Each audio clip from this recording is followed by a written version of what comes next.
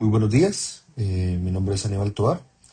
El día de hoy nos toca hablar sobre el sistema monetario internacional, que abarcamos los siguientes puntos: el estándar del oro, el sistema Bretton Woods, el colapso del sistema de tipo de cambio fijo, el régimen de tipo de cambio flotante, tipo de cambio fijo frente al flotante, regímenes de tipo de cambio en la práctica y el manejo de crisis por parte del FMI.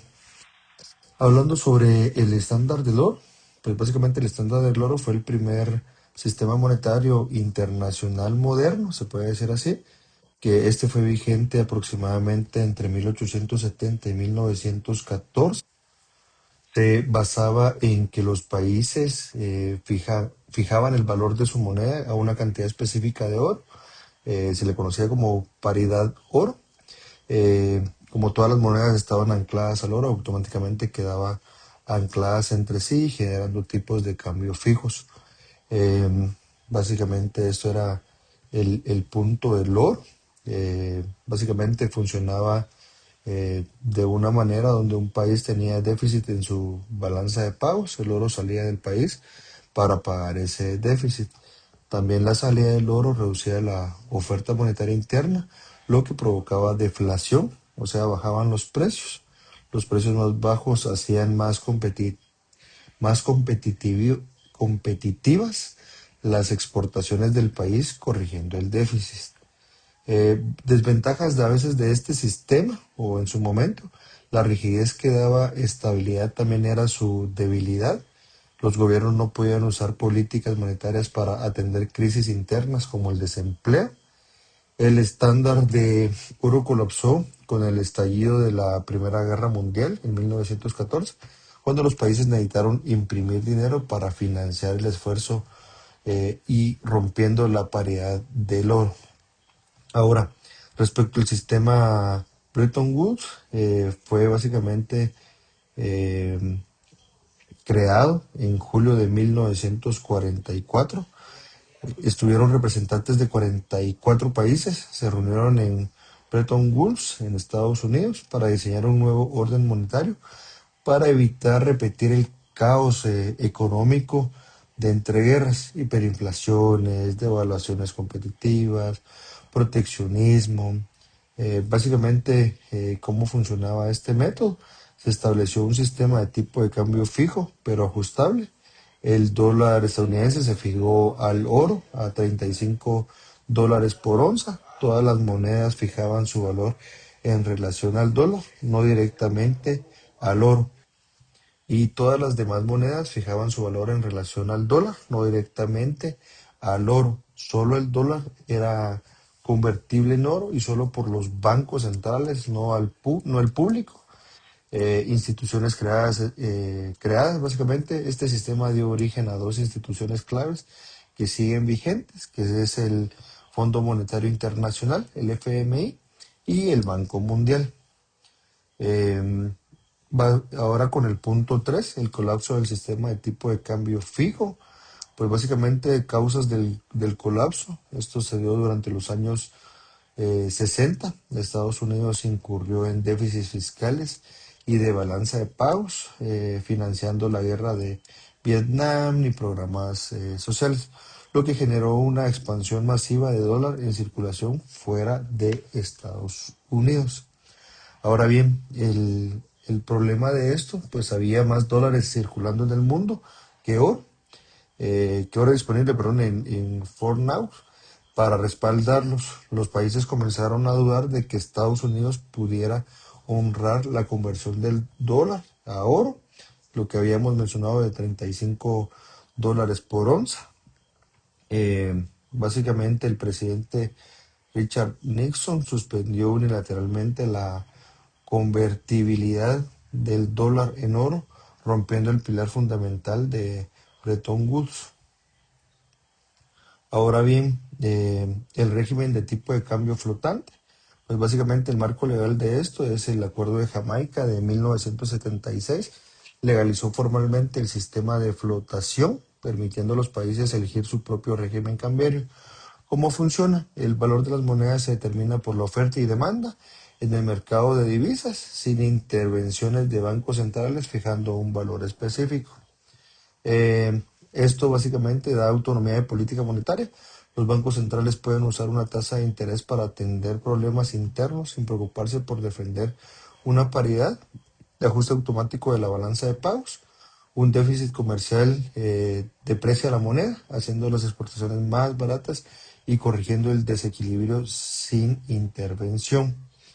Eh, Esto sería básicamente con este punto. Ahora bien, el punto 5, tipo de cambio fijo frente al flotante. Pues básicamente ese tema es esencialmente un debate comparativo. Conviene presentarlo como pros y contras de cada postura.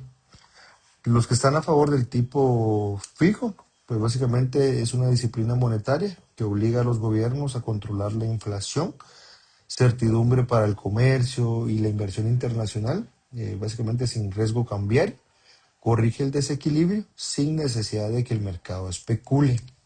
Ahora bien, a favor del tipo flotante, autonomía de política monetaria, ajuste automático ante shocks económicos asimétricos entre países, no requiere que el Banco Central mantenga grandes reservas para defender la moneda.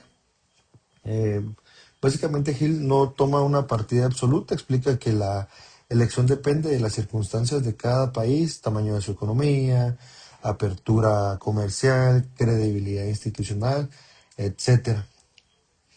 Ahora bien, bajo el tema de régimen de tipo de cambio en la práctica, en la realidad actual coexisten varios esquemas híbridos clasificados por el FMI, flotación libre.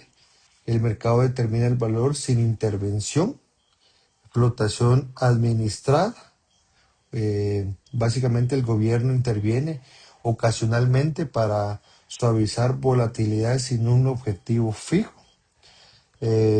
Anclaje o paridad fija, la moneda se fija a otra divisa fuerte o a una canasta de monedas. El Consejo Monetario, pues básicamente es el compromiso legal de mantener la conversión a una tasa fija, respaldado 100%, con reservas de la moneda como tal. Ahora bien, dolarización o unión monetaria, pues el país adopta directamente la moneda de otro. Ejemplo, El Salvador, que ha adoptado el dólar, o comparte una moneda común como el euro para la Unión Europea. Ahora bien, bajo el punto 7, que sería el manejo de crisis por parte del FMI, básicamente el rol del FMI cuando un país se enfrenta a una crisis de balanza de pagos, no puede pagar sus deudas externas o defender como tal su moneda, el FMI actúa como prestamista de última instancia. Básicamente, la condicionalidad de los préstamos del FMI no son incondicionales, vienen atados a reformas estructurales que el país debe implementar típicamente, como reducción del gasto público, ajuste en la política monetaria, reformas estructurales, que en esto puede estar el tema de privatizaciones, apertura comercial, flexibilización laboral. eh, Básicamente, el, el libro menciona que estas condiciones a veces generan controversia porque puede profundizar la recesión a corto plazo, menos gasto público en medio de una crisis, aunque busque restaurar la estabilidad macroeconómica a mediano plazo. Pues hay casos clásicos que estaba viendo, como la crisis asiática de 1997-1998, las crisis latinoamericanas, perdón. Ahora bien, respecto a este punto, el manejo de crisis por parte del FMI, Guatemala ha tenido varios acuerdos que han estado en stand-by con el FMI a lo largo de su historia, particularmente durante los años 80, crisis de deuda latinoamericana y en momentos puntuales de ajuste fiscal. A diferencia de países como Argentina o Grecia, pues Guatemala no ha requerido rescates masivos recientes, en parte por su disciplina fiscal relativamente conservadora y el flujo estable de remesas. El FMI realiza además consultas del artículo 4 anuales con Guatemala, revisiones periódicas de la economía y no condicionadas a préstamos, que puede mencionar como ejemplo de la función preventiva de supervisión del FMI, más allá de solo prestar en crisis. Básicamente, pues esto era lo que yo tenía que exponer. Agradezco bastante el tiempo y que tengan buen día.